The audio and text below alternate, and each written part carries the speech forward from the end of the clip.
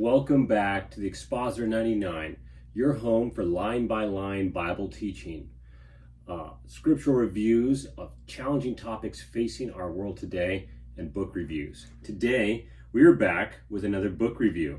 This takes us back into the realm of apologetics. This is very much in the world of apologetic arguments for God, particularly as it pertains to science and creationism. Okay, so this is by Dr. Stephen Meyers. His book has really been doing well. You can see it in most bookstores. He was featured on Joe Rogan's podcast, where he was able to sit there and hold his own amidst these arguments and the challenging questions that a secular podcaster was able to throw his way in the likes of Joe Rogan. So Dr. Meyers' book has been getting a lot of eyes on it, and I thought, hey, this would be a great book to do a review on, as the return of the God hypothesis. And so essentially what Dr. Stephen Meyers does in his book is he writes a very comprehensive apologetic on how science points to a divine creator, or a intelligent designer, as they say in his field. That he also outlines how science is compatible and not in opposition to the Christian faith. He's a little general in his book to bring in different religions that they can use it as well, but you can tell from a lot of his sources that he would be primarily showing that science is not in opposition to the Christian faith. That he provides evidence on how scientists have held to a belief in God, or a belief in monotheism throughout history, and how this change is rather a recent development. And so today we just assume the notion that, science is against and in opposition to religion. Science is against faith.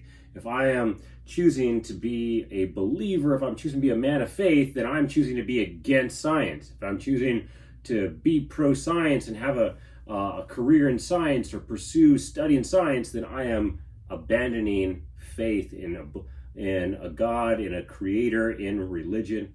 And he's showing how, no, that's not the case. In fact, that's a very new notion.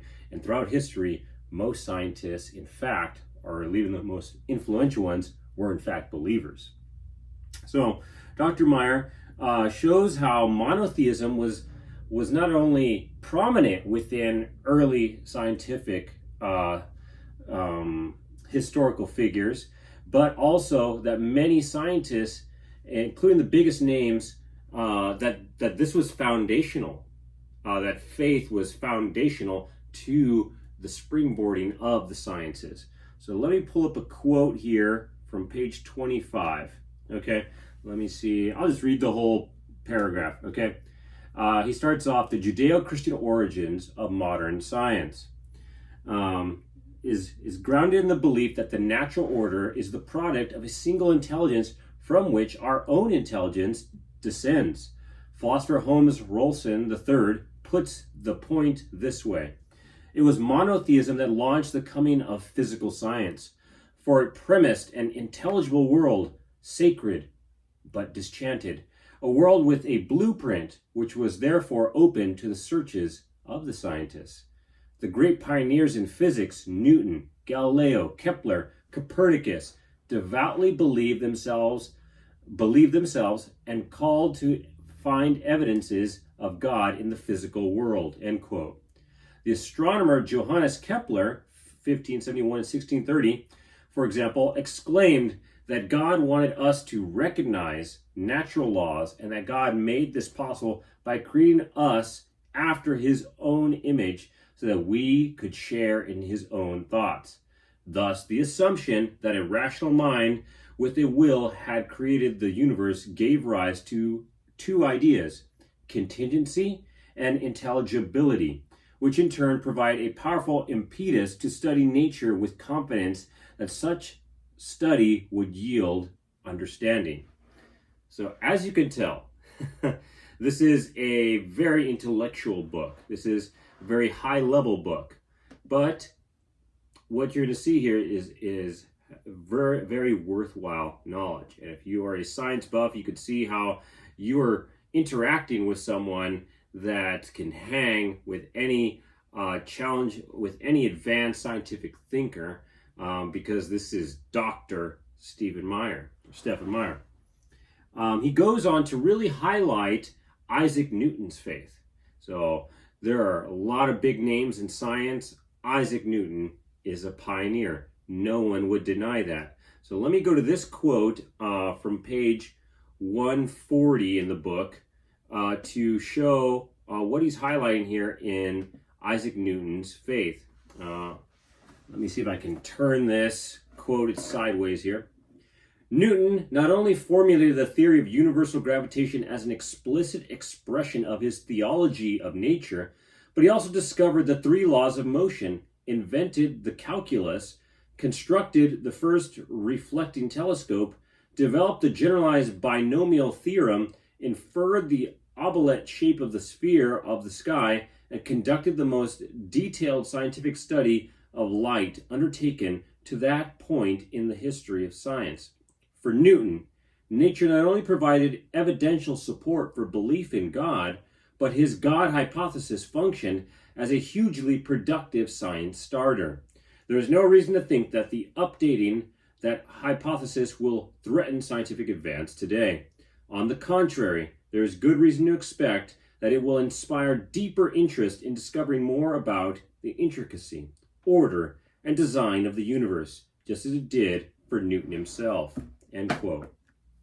So, what you can see here, my friends, is Isaac Newton was a brilliant scientific thinker, and Isaac Newton held deeply that the study of science, the study of nature in particular, in God's creation, pointed to and was evidence to him that a divine being created these things, that none of this was here by chance. This very much lines up with what we read in Romans 1. I don't have an exact quote for you, and I'm not going to pull up the passage for the sake of time and the length of this video, but in Romans 1, Paul talks about how no one is with excuse, how we're all without excuse because very creation itself points to God. And that is very much in line with what Newton is saying here, that his theology is showing compatibility with what we read in Romans 1. On page 51, he unpacks how the scientific community has moved away from history historically, and he brings out his I think he breaks it down to like three main points. Like throughout history, here are these places in which the scientific community, these were catalysts that moved theism out of science. Okay, so let me find this quote here, page 51. One moment. That's 175. There we go. Okay.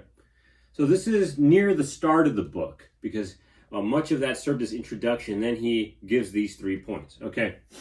Intellectual historians and historians of science typically identify the shift away from the theistic foundations of modern science with 3 major developments in Western intellectual history. First, the Enlightenment. The Enlightenment idea that human reason could replace and function autonomously from religious belief.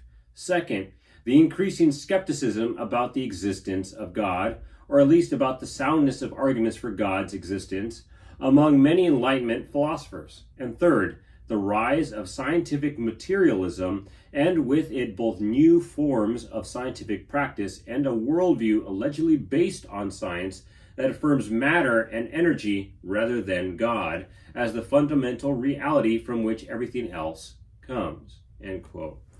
And so you're reading that in page 51, and throughout the rest of the book, he'll go on to show how these, in detail, how these things happen. But he's making the case that prior to the Enlightenment, if you're a history buff, prior to the Enlightenment, most scientists were theistic. Most scientists believed God created the universe, God created the world.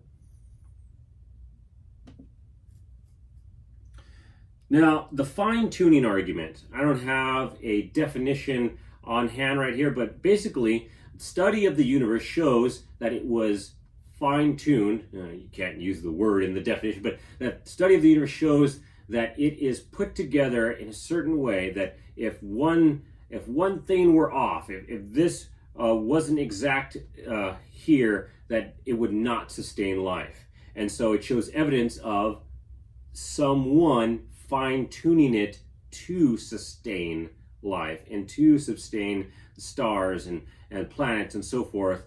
Otherwise, without someone being intentional to put this together, it could not be. And then he goes into detail on the probability of these things happening by chance. And so that's my kind of paraphrase of what the fine-tuning argument is. Like I said, I'm no scientist, but let's go into our second to last picture here. So this is him describing the fine-tuning of the universe. The fine-tuning of these properties has puzzled physicists, not only because of their extreme improbability, but also because there doesn't seem to be any necessary physical or logical reason why they have to be as they are. Philosophers of science call such fine-tuning features contingent properties, since they could conceivably have been different without violating either the fundamental laws of physics or any necessary principle of logic or mathematics. We apparently live in a kind of Goldilocks universe where the fundamental forces of physics have just the right strengths, the contingent properties of the universe have just the right characteristics, and the initial distribution of matter and energy at the beginning exhibited just the right configuration to make life possible. These facts taken together are so puzzling that physicists have given them a name, the fine-tuning problem. So that puts it a lot better than I put it. But you see what he's getting at there. That we have just the right configuration, that we have just the right distribution amount, just the right amount of energy, otherwise there could not be life. There could not be sustained stars. There could not be these planets held together. There could not be gravity. There could not be all of these things. It shows evidence of fine-tuning, someone setting it just right that life could be. One example, for the sake of time and length of the video, one quote that he had in there, it would be to ignore the fine-tuning argument or to dismiss it, would be as to say that these things just happened by chance over time. It would be to insinuate monkeys, an innumerable amount of monkeys just typing and typing on a typewriter until they wrote Shakespeare. That it's as that improbable is what that quote was getting at. He gives another example, though I couldn't find it in the book, and I sat for a long period of time at the bookstore going through it because I don't have a physical copy of it. And he talks about if you were to bring someone with you to Mount Rushmore, it would be as if they were to say that happened by accident. Look at those faces on the mountain. Isn't it crazy that just happened by nature? Of course not. And what he's saying with the fine-tuning argument is we're being that absurd. That yes, these examples sound like we're being tongue-in-cheek or hyperbole, but in fact, the probability is actually so much greater than that. That for someone to look at Mount Rushmore and say, well, that happened by accident. Absurd. Yeah.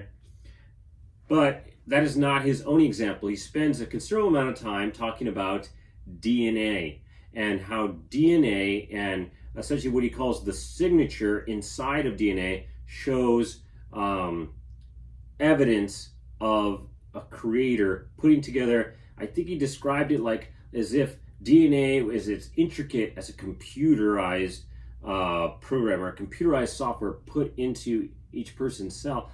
And he's quoting a previous book that he's written called The Signature. So let me go to that quote, and that's going to be our last quote of the day. So this is page 175 from The Signature. Here's the quote. In Signature, I also show that the probability of generating a single function protein is extremely small in relation to all the opportunities for that event to occur since the beginning of time, what are called the probabilistic resources of the universe. Even if every event in the entire history of the universe, where an event is defined minimally as an interaction between elemental particles, were devoted to producing combinations of amino acids of a given length, an extravagantly generous assumption, the number of combinations thus produced would still represent only a tiny portion, less than 1 out of a trillion of the total number of possible amino acid combinations corresponding to a functional protein.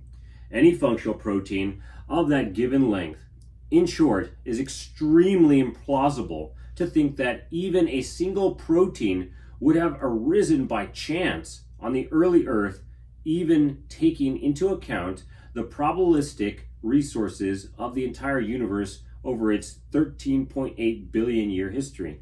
And a single protein, keep in mind, does not a living cell with its many hundreds of specialized proteins make. For these and other reasons, serious origin of life researchers now consider chance an inadequate explanation for the origin of biological life. So he's showing there that the cell, that DNA, that these things that we can now see with science put on display how much this points to an intelligent designer. And we in the Christian faith would understand this to be the God of the Bible, the triune God, Father, Son, and Holy Spirit. So coming to my conclusion, one, I was relieved because so often I've seen on Joe Rogan's podcast, the most popular and well-known podcast in the world today, him kind of pick at people that believe in God, people that have faith, and I've seen him kind of, him and some of his peers kind of belittled them. And I'd be thinking, if you had an apologist on there, you couldn't do that. If you had someone that actually has a doctorate or PhD in apologetics or theology, they would dunk on you, like an adult playing a fifth grader in basketball. And so I was relieved to see someone of Dr. Stephen Meyers' brilliance on getting some mainstream attention on Joe Rogan's podcast, though I think people can obsess too much about every little quote that comes out of his podcast. But I was relieved to see a credible apologist right there able to defend theism at the very least. So, do I recommend this book? That's one last thing. Yes, I do recommend this book. I strongly recommend it to those who love science. I strongly recommend this book to those who have wondered if they have to choose between their faith and science. Let me put that back. I'd rather be able to. If they have to choose between science and their faith, hey, do I have to pick one or the other? Do I have to be team science or team faith? No. You sound like Nacho Libre's sidekick right there. I forget his name. I don't believe in God. I believe in science, he says in the quote in the movie. No. You can understand the way Stephen Meyer would, the way many apologists would, that science is studying the creation that God has made. Science should glorify God because you are studying what God has made. I highly recommend this book if you have loved ones, if you have a coworker, if you have a relative, if you have a friend of yours that their obstacle to coming to saving faith in Jesus is they're saying, I believe in science. I can't believe in God because I believe in science. I can't believe in your Bible. I can't believe in this gospel you're trying to tell me because I believe in science. And so I believe you should, it would be wonderful, particularly if they're a reader, to get this book in front of them and show them that's a false dichotomy, my friend. You can wholly embrace your love of the sciences and embrace the truth of the gospel message, and embrace that science points to an intelligent designer. Science points to a creator, and that creator is the God of the Bible. So, should you pick up Return to God Hypothesis by Stephen Meyer? Yes, it is a heavy and challenging read. Okay? You may want to start off, if you don't particularly have a vested interest in science and witnessing to someone about science being their hang-up, you might want to start with something more basic in apologetics. But if science is something that you're interested in and you want to witness to people, if you are wrestling with science versus faith, get this book and allow it to strengthen your argument for the hope that you have. Thank you for tuning in.